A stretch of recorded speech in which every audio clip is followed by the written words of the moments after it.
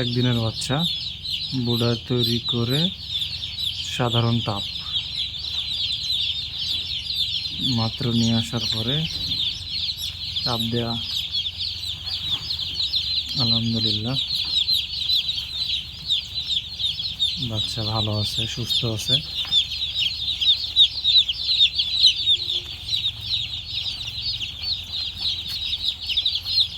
খাবার দেয়া আছে, একদিনের বাচ্চা তো খাবার এভাবে দেওয়া লাগবে। 2-3 দিন পরে পট, পানির পটটা দেওয়া লাগবে। পানির পট ছাড়া পানি খাইতে পারবে না। পানির পট দেওয়া আছে।